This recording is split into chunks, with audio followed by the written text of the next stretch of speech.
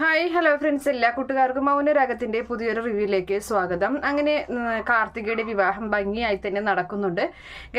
തോക്കുമായി നിൽക്കുന്ന ഗംഗപ്രസാദിനെ കിരൺ തല്ലിച്ചതയ്ക്കുകയും അതുപോലെ തന്നെ തിരിച്ചും കിരണിനെ നല്ല അടി ഗംഗപ്രസാദും തിരിച്ചടിക്കുന്നുണ്ട്. പക്ഷേ വേലുവും അതുപോലെ രതീഷും ആ സമയം അവിടെ ഉണ്ടായിരുന്നില്ല. അവരാണെങ്കിൽ കിരണിനെ തെരഞ്ഞു നടക്കുകയായിരുന്നു. ഹാളിന്റെ ഓഡിറ്റോറിയത്തിന്റെ മറ്റൊരു സൈഡിലായിരുന്നു ഇങ്ങനെ ഒരു സംഭവം നടക്കുന്നത്.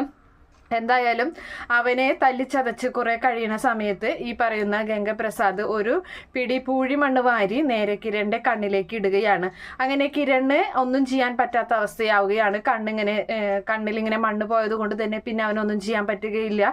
അതുപോലെ തന്നെ അവൻ അവിടെ നിന്ന് ഓടി രക്ഷപ്പെടുകയും ചെയ്യുന്നുണ്ട്. അങ്ങനെ ഓടി രക്ഷപ്പെടുന്ന സമയത്താണ് അവൻ ഒരു ഇരുമ്പ് വടിയുടെ അടിയേറ്റ് അവൻ അവിടെ മരിച്ചു വീഴുകയും ചെയ്യുന്നത്.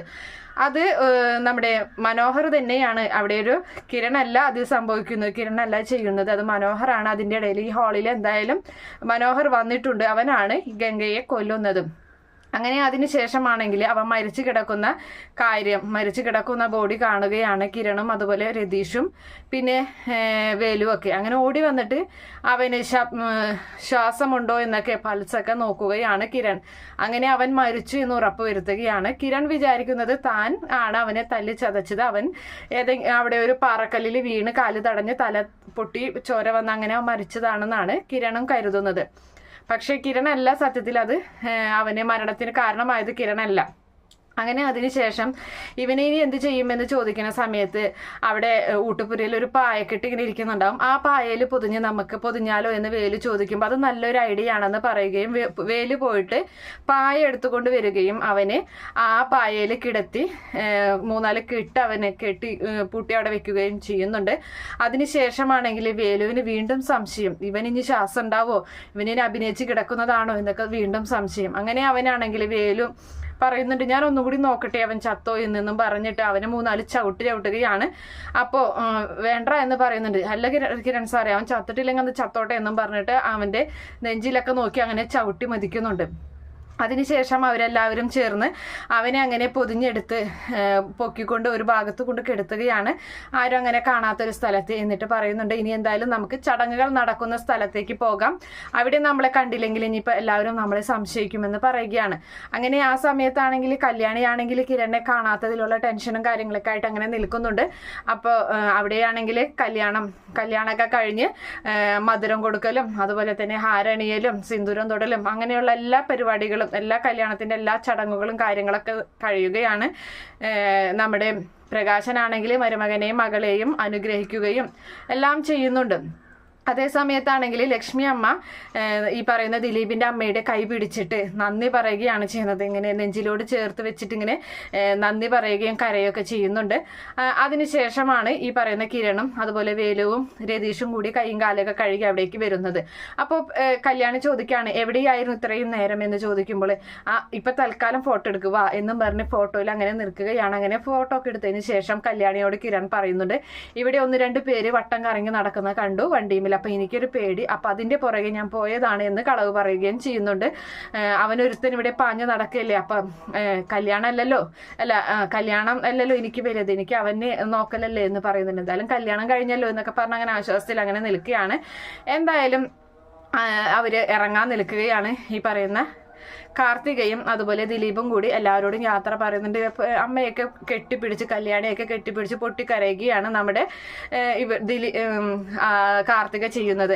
അങ്ങനെ ആ സമയത്ത് ദിലീപിനോട് പ്രകാശനൊക്കെ പറയുന്നുണ്ട്, എൻ്റെ മോളെ പൊന്നു പോലെ നോക്കിക്കൊള്ളേ എന്നൊക്കെ ഇങ്ങനെ പറയുന്ന സമയത്ത് ഇത്രയും നാളും കാർത്തിക വിവാഹം കഴിക്കാതിരുന്നത് ഒരു ആങ്ങള എന്ന് പറയുന്ന ഒരു ദുഷ്ടന്റെ ഭീഷണിയും അവനെ പേടിച്ചിട്ടൊക്കെയാണ് ദാമ്പത്തിക ജീവിതം വേണ്ട എന്ന് വെച്ച പെൺകുട്ടിയാണ് കാർത്തിക.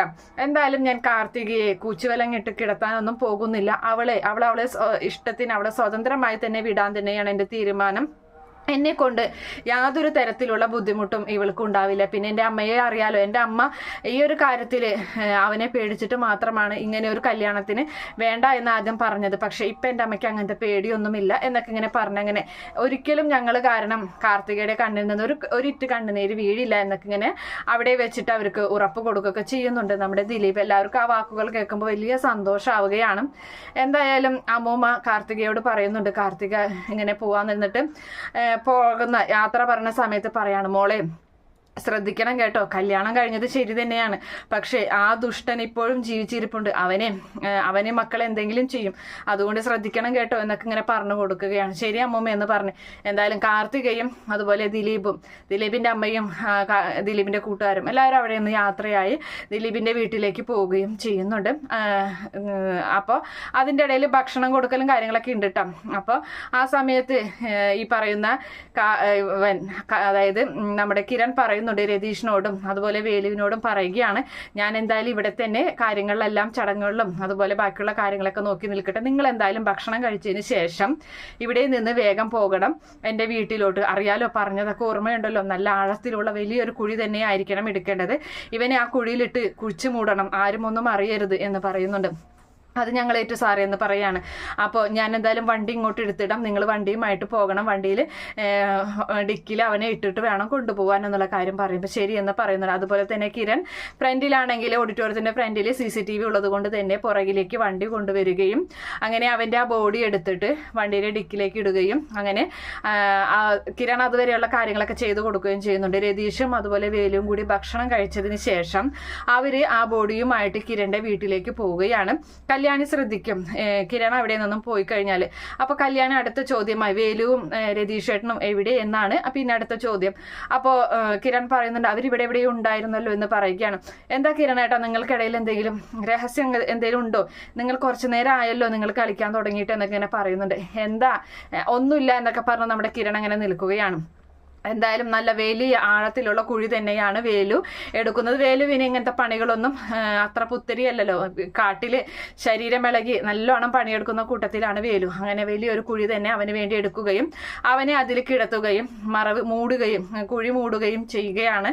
അതേ സമയത്ത് അതൊക്കെ കഴിഞ്ഞിട്ട് അവിടെ നിന്നും തിരികെ വരികയാണ് ഹാളിലേക്ക്.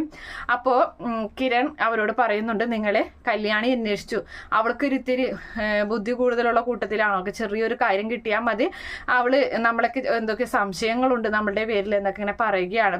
എന്തായാലും കൂട്ടുകാരന്മാര്, അതായത് നമ്മുടെ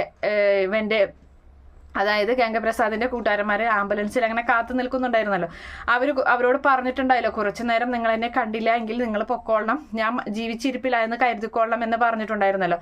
അങ്ങനെ അതുകൊണ്ട് തന്നെ അവര് കുറച്ചു നേരം കാണാതെ വരുമ്പോൾ അവർ ആംബുലൻസും എടുത്ത് അവിടെ നിന്നും പോവുകയാണ്. എന്തായാലും അവർക്ക് ടെൻഷൻ ആവാണ്, ഇവനെന്താ പറ്റിയത്, ഇവ മരിച്ചു എന്നുള്ള കാര്യങ്ങളൊക്കെ തന്നെ അവർക്കും ആകെ ടെൻഷനും കാര്യങ്ങളൊക്കെ ആകുന്നുണ്ട്. എന്തായാലും അവൻ മരിച്ചു എന്ന കാര്യം പോലീസ് പോലും അറിയുന്നില്ല. എല്ലാവരും ഇപ്പോഴും പേടിയിൽ തന്നെയാണ്. കാർത്തികയുടെ ജീവിതത്തിലേക്ക് ഇനി അവൻ കടന്നു വരും, അവരുടെ ജീവിതത്തിൽ ഈ പ്രശ്നങ്ങൾ ഉണ്ടാക്കുമോ എന്നൊരു പേടിയിലൊക്കെ തന്നെയാണ് എല്ലാവരും മുന്നോട്ട് പോകുന്നത്. പക്ഷെ സത്യം അറിയാവുന്നത് കിരണും വേലുവിനും അതുപോലെ രതീഷിനൊക്കെയാണ്. ഇനി എന്തായാലും ആ സത്യം കല്യാണിയെ അറിയിക്കാനുള്ള സാധ്യതയുണ്ട്. കാരണം കല്യാണിയുടെയും കിരണിന്റെയും ജീവിതത്തിനിടയിൽ ഒന്നും മറച്ചു വെക്കാത്തത് കൊണ്ട് തന്നെ പയ്യായൊരു രഹസ്യം അവളോടും പറയും.